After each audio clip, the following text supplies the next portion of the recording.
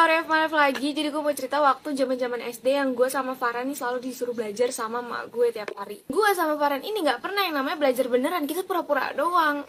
Kadang kita malah ngobrol berdua, kadang juga kita malah tidur. Jadi kayak gimmick. Karena mak gue nyadar gue sama Farhan ini selalu ngobrol, bukannya belajar ya, karena duduknya samping-sampingan. Akhirnya dipindahin, yang satu di ruang tamu, yang satu di depan kamar mak gue. Dan yang di depan kamar mak gue ini kan otomatis langsung kelihatan sama mak gue ya, jadi nggak ada yang mau di situ. Nah, gue sama Farhan ini udah bikin perjanjian, jadi yang duduk di depan kamar mak gue harus ngasih tahu kalau misalnya mak gue mau keluar kamar, misalnya buat ke ruang tamu, harus ngasih kode ke yang duduk di ruang tamu. Jadi biar pas mak gue keluar nih, yang duduk di ruang tamu nih udah siap-siaga pura-pura belajar. Nah, maka dari itu gue sama Farhan selalu rebutan tiap maghrib buat duduk di ruang tamu, nggak mau duduk di depan kamar mak gue, karena kayak kalau di situ nggak bisa berkutik guys, harus bener-bener belajar. Dan apesnya selalu gue yang duduk di depan kamar mak gue, kayak gue duduk di ruang tamu tuh jarang banget karena dia nggak mau ngalah, kurang ajar.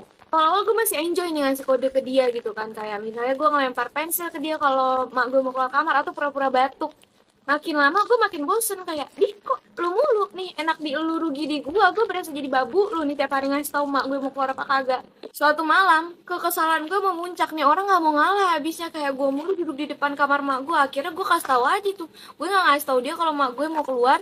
Bahkan gue ngasih tau mak gue masuk ke kamar mak gue bilang, mama Farhan tidur dari tadi abis maghrib.